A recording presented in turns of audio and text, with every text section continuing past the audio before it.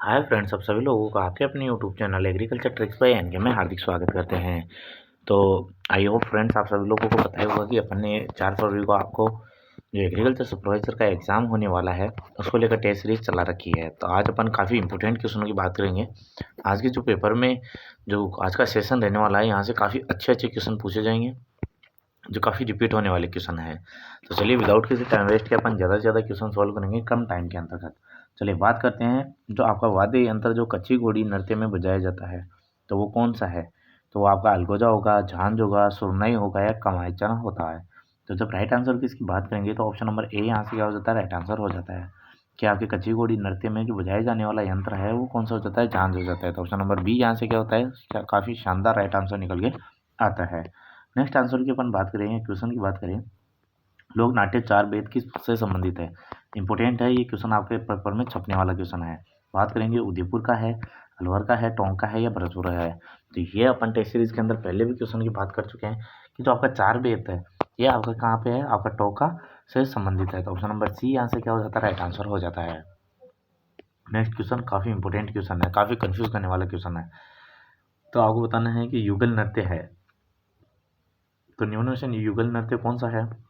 चरी नृत्य है, चाकरी नृत्य है, मांदल है या गिदड़ है। तो आई होप फ्रेंड्स, आप सभी लोगों को पता ही होगा कि जब युगल नृत्य की अपन बात करेंगे तो वो आपके सामने कौन सा निकल के आता है, जो आपकी चाकरी नृत्य है वो आपका युगल नृत्य होता है। तो ऑप्शन नंबर बी यहाँ से क्या हो जाता है, राइट आंसर हो जाता है। नेक्स्ट क्वेश्चन की ओर बढ़ते हैं, काफ़ी शानदार क्वेश्चन है कि निम्न में से कौन सा शासक चित्रकला शैली से सम्मिलित नहीं है? तो राज सिंह फर्स्ट नाथद्वारा से संबंधित नहीं है, अनूप सिंह बीकानेर से संबंधित नहीं है, विजय सिंह देवगढ़ से संबंधित नहीं है, सावन सिंह किशनगढ़ से संबंधित नहीं है। तो आई होप ये क्वेश्चन अपन पहले भी आई थिंक कर चुके हैं, तो आपको पता होगा। जब इसके राइट आंसर की अपन बात करेंगे तो वो कौन सा हो जाता है, ऑप्शन नंबर सी यहाँ से क्या होता है, राइट आंसर निकल के आता है। जो विजय सिंह है वो देवगढ़ से संबंधित नहीं है। नेक्स्ट क्वेश्चन आता है, काफ़ी शानदार क्वेश्चन आता है, यदि हम लूनी नदी के किनारे इसके उद्गम स्थल से अंत तक की यात्रा करें, यानी कि उद्गम स्थल से लेकर अगर आप अंत तक की यात्रा करते हैं तो हमें इसकी सहायक नदियों का क्रम बताइए। तो उसका उद्गम स्थल से लेकर और जो अंत तक जाते हो तो वहाँ के बीच बीच के अंतर्गत जो आपकी सहायक नदियाँ मिलेगी आपको, तो उनका क्रम से बताना है कि कौन कौन सी है। तो पहले जवाई आएगी, फिर बागड़ी आएगी, सुखाड़ी आएगी और गुड़िया आएगी। तो आपको आई होप आप सभी लोगों को पता होगा इसका राइट आंसर कि अपन जैसे ही जाएंगे तो सबसे पहले आएगी गुड़िया। तो एक नंबर पे कौन सी आती है, गुड़िया। फिर आती है आपकी बागड़ी, फिर आती है आपकी कौन सी, जो आपकी सुखाड़ी है वो, और फिर आती है आपका जवाई। तो ऑप्शन नंबर बी यहाँ से क्या हो जाता है, राइट आंसर हो जाता है। चलिए नेक्स्ट क्वेश्चन, और काफ़ी शानदार क्वेश्चन, ये काफ़ी बार पूछा जाता है, ये एग्रीकल्चर की दृष्टि से भी इम्पोर्टेंट है और जो आपकी ज्योग्राफी है उसकी दृष्टि से भी काफ़ी इंपॉर्टेंट है। राजस्थान में किस पेड़ को जंगल की आग कहा जाता है? खेजड़ी को, फ्लास को, महुआ को या चौकड़ा को कहा जाता है? तो आपको बताएगा जो फ्लास है इस प्लांट को आपको क्या कहा जाता है, जंगल की आग कहा जाता है, क्योंकि इसके जो वृक्ष है इसके ऊपर फूल लगते हैं वो रेड लगते हैं, तो दूर से देखने पर आग जैसा दिखाई देता है। तो ऑप्शन नंबर बी यहाँ से क्या हो जाता है, राइट आंसर हो जाता है। नेक्स्ट क्वेश्चन की अपन बात करें, दजिया व ची माता राजस्थान की किस जनजाति से संबंधित है? तो ये दोनों क्या है, कृषि के प्रकार है। पहले तो आपको ये पता होना चाहिए क्या है, कृषि के प्रकार है। तो कौन सी जनजाति से संबंधित है? ग्रासिया है, सहरिया है, मीना है या भील है। तो आई होप आप सभी लोगों को पता ही होगा कि जो दजिया और चीमाता है ये खेती का प्रकार होता है जो भीलों से संबंधित है। तो ऑप्शन नंबर डी यहाँ से क्या हो जाता है, राइट आंसर हो जाता है। नेक्स्ट क्वेश्चन की अपन बात करें, निम्न में से कौन सा स्थलाकृति अवस्थित सही सुमेलित नहीं है? तो क्या भाकर पूरी सिरोही में है, गिरवा उदयपुर में है, बोराट का पठार कुंभलगढ़ से गोकुंदा में है, रामगढ़ पहाड़ी आपके राजसमंद में है। तो आई होप आपको पता होगा जो भाकर है वो आपके पूरी सिरोही में है, बिल्कुल सही बात है। गिरवा की बात की जाएगी, गिरवा उदयपुर में है, बिल्कुल 100% सही बात है। बोराट का पठार है वो आपका कुंभलगढ़ से गोकुंदा के बीच में, बिल्कुल 100% सही बात है। बात करें आपकी रामगढ़ पहाड़ी, ये आपके बूंदी के आसपास वाले क्षेत्र में है। तो ऑप्शन नंबर डी यहाँ से क्या हो जाएगा, राइट आंसर हो जाएगा। ये राजसमंद में नहीं है, तो ऑप्शन नंबर डी यहाँ से क्या होता है, राइट आंसर हो जाता है। काफी शानदार क्वेश्चन एनिमल हस्बेंड्री से पूछा जाता है और जीके में पूछा गया क्वेश्चन, निम्न में से कौन सा नस्ल पशु से सम्मिलित नहीं है? क्या खेरी नस्ल बकरी की है, सोनारी भेड़ की है, साचौरी गाय की है, महसाना भैंस की है? तो आई होप आप सभी लोगों को पता ही होगा इसके जब राइट आंसर की अपन बात करेंगे, जो खेरी है वो आपकी बकरी की नहीं होती है और बाकी तीनों की तीनों क्या है, सम्मिलित है। तो ऑप्शन नंबर ए यहाँ से क्या होता है, काफी शानदार आंसर निकल के आता है। नेक्स्ट क्वेश्चन की अपन बात करेंगे, अब बात करेंगे कि इनका मिलान करना है आपको। तो जो संत है उनकी संप्रदाय है तो उनको आपको क्या करना है, मिलान करना है। तो रामानुज है वो शुद्धोत्तर है, माधवाचार्य है वो द्वैत है, या जो निम्बार्क संप्रदाय है विशिष्ट द्वैत है या वल्लभाचार्य द्वैत है, तो इनको एक दूसरे को मिलाना है। तो अगर अपन डायरेक्ट इसके राइट आंसर के बारे में बात करेंगे तो रामानुज होते हैं वो कौन सा हो जाता है आपका विशिष्ट द्वैत हो जाता है, विशिष्ट द्वैत है ना। तो ऑप्शन नंबर सी यहाँ से क्या होता है पहले का राइट आंसर निकल के आता है। बात करें कि माधवाचार्य, जो माधवाचार्य की होती है वो होती है द्वैत, ओनली द्वैत है ना। ये क्वेश्चन काफ़ी रिपीटेड है, इसको अच्छे से याद करना है और लिखना है, नोट डाउन कर लेना है अच्छे से, फिर लिख के अच्छे से याद करना है। निम्बार्क, तो निम्बार्क संप्रदाय की जब बात की जाती है तो वो कौन सा आती है आपका द्वाद्वैत, द्वाद्वैत के अंतर्गत निम्बार्क आता है। और वल्लभाचार्य वो एकदम शुद्ध है तो शुद्ध द्वैत आ जाता है। तो ये आपको ध्यान रखना है।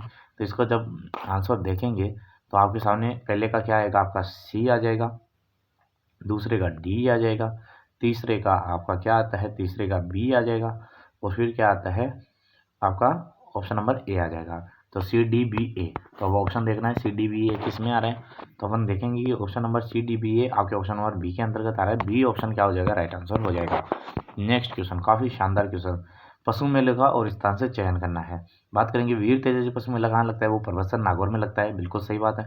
शिवरात्रि की बात करेंगे, शिवरात्रि का मेला कहाँ लगता है, भरतपुर में लगता है, बिल्कुल सही है। चंद्रभागा झालावाड़ झालरापाटन झालावाड़ में लगता है। मलीनाथ पशु मेला है वो बाड़मेर के अंतर्गत लगता है। बात करेंगे इसके राइट आंसर की, तो पहले में क्या आ रहा है 3 आ रहा है, दूसरे में क्या आ रहा है 2 आ रहा है, तीसरे में क्या आ रहा है 4 आ रहा है, और फिर 1 आ रहा है। तो 3 2 4 1, तो अब देखेंगे 3 2 4 1 किस में आ रहा है, तो ऑप्शन नंबर बी, यानी कि 3 2 4 1, ऑप्शन नंबर बी यहाँ से क्या होता है आपका शानदार राइट आंसर निकल के आता है। तो चलिए नेक्स्ट क्वेश्चन की ओर बढ़ते हैं। नेक्स्ट क्वेश्चन आता है, काफ़ी शानदार क्वेश्चन आता है, राजस्थान में पर्यटन विभाग की स्थापना कब हुई थी। तो ये क्वेश्चन अपन पहले भी सोल्व कर चुके हैं, 1956 में हुई थी। चलिए नेक्स्ट क्वेश्चन की ओर बढ़ते हैं। नेक्स्ट क्वेश्चन आता है, किसकी सिफारिश के आधार पर जो आबू एवं देलवाड़ा है उसको तहसील को राजस्थान में मिलाया गया था। काफ़ी इंपॉर्टेंट क्वेश्चन है, पूछा जाने वाला क्वेश्चन है। तो सरदार वल्लभ भाई पटेल के कहने पर, फैजल अली के कहने पर, गुरुमुखी निहाल सिंह के कहने पर, या जो गोकुल भाई भट्ट थे उनके कहने पर। तो जो मिलाया गया था इसके जब सिफारिश की गई थी वो आपके फैजल अली के कहने पर किया गया था। तो ऑप्शन नंबर बी यहाँ से क्या होता है, काफ़ी शानदार क्वेश्चन आंसर निकल के आता है।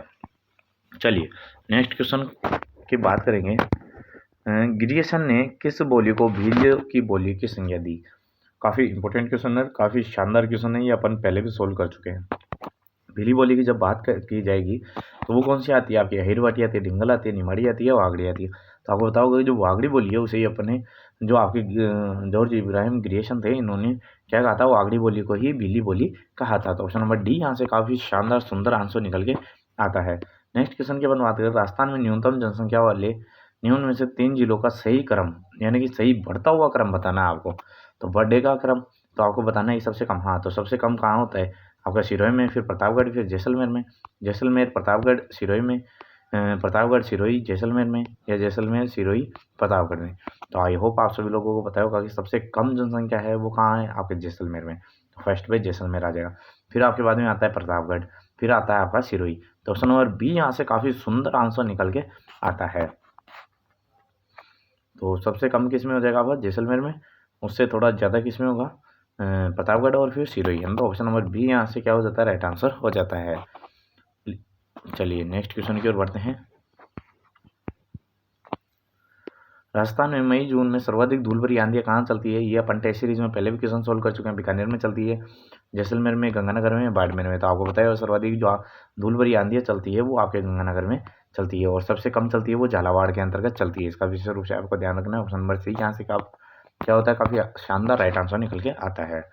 बात करें नेक्स्ट क्वेश्चन की, राजस्थान में निम्न में से कौन सा एक बालुका स्तूप का प्रकार नहीं है। इंपॉर्टेंट क्वेश्चन है, छपने वाला क्वेश्चन है। बरखान है, सीफ है, पैराबोलिक है, या थली है। तो आपको पता ही होगा कि आपका थली है, ये आपका बालुका स्तूप का प्रकार नहीं होता है। तो ऑप्शन नंबर डी यहाँ से क्या होता है, काफ़ी शानदार आंसर निकल के आता है।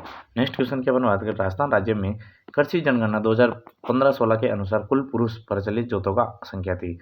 तो जो आपके जोतों का आकार बताना है, जोतों की संख्या थी वो कितनी, 7.75 लाख, 6.86 लाख, 68.66 लाख, या 196.6 लाख। जिसके जब राइट आंसर की अपन बात करेंगे तो इसके जो शानदार राइट आंसर आता है वो कौन सा आता है, 68.66 लाख। तो ऑप्शन नंबर सी यहाँ से क्या होता है, राइट आंसर हो जाता है। नेक्स्ट क्वेश्चन काफ़ी अच्छा क्वेश्चन है, राजस्थान सरकार के उद्योग विभाग का नया नाम बदलकर क्या रखा है। तो वाणिज्य विभाग रखा है, उद्योग और सहकारिता विभाग, उद्योग और तकनीकी विभाग, उद्योग और वाणिज्य विभाग रखा है। तो आपका जो उद्योग विभाग का था उसका जो नया नाम निकाला गया है तो वो नया नाम आता है आपके पास में उद्योग और वाणिज्य विभाग आता है। तो ऑप्शन नंबर डी यहाँ से क्या होता है, काफ़ी शानदार आंसर निकल के आता है। नेक्स्ट क्वेश्चन, प्रधानमंत्री कृषि सिंचाई योजना सूक्ष्म सिंचाई के वित्त पोषण में का पैटर्न केंद्र और राज्य का संबंध है। तो जो केंद्र का कितना है 50% है और राज्य का भी 50-50 है। या अपन बात करें 60:40 का है, 70:30 का है या 80:20 का होता है। तो इसको जब राइट आंसर की अपन बात करेंगे, जो आपका बात करेंगे जो सूक्ष्म सिंचाई योजना है, तो जो वित्त पोषण का पैटर्न रहता है वो आपका केंद्र सरकार का 60 रहता है और राज्य सरकार का आपका कितना रहता है 40% रहता है। तो ऑप्शन नंबर बी यहाँ से क्या होता है, काफ़ी शानदार निकल के आता है। नेक्स्ट क्वेश्चन, 2001 के तुलना में 2011 की जनगणना के अनुसार राजस्थान में नगरीय क्षेत्र में लिंगानुपात प्रति 1000 पुरुषों पर महिलाओं की संख्या बढ़ी है। तो वो कितनी बढ़ी है, आपकी 24 बढ़ी है। तो ऑप्शन नंबर डी यहाँ से क्या होता है, राइट आंसर हो जाता है। नेक्स्ट क्वेश्चन, काफ़ी इंपॉर्टेंट क्वेश्चन, इसको तो छपने वाला क्वेश्चन है फ्रेंड्स, इसको अच्छे से देख के जाना। 1882 में गठित मेरवाड़ा बटालियन का मुख्यालय कहाँ था, नसीराबाद था, देवली था, ब्यावर था या जहाजपुर था। तो इसको जब राइट आंसर की अपन बात करेंगे कि जो आपके मेरवाड़ा बटालियन की जब बात की जाएगी तो वो ब्यावर आ जाएगा। तो ऑप्शन नंबर सी यहाँ से क्या हो जाता है, राइट आंसर हो जाता है। नेक्स्ट क्वेश्चन की ओर बढ़ते हैं। नेक्स्ट क्वेश्चन आता है आपके पास में,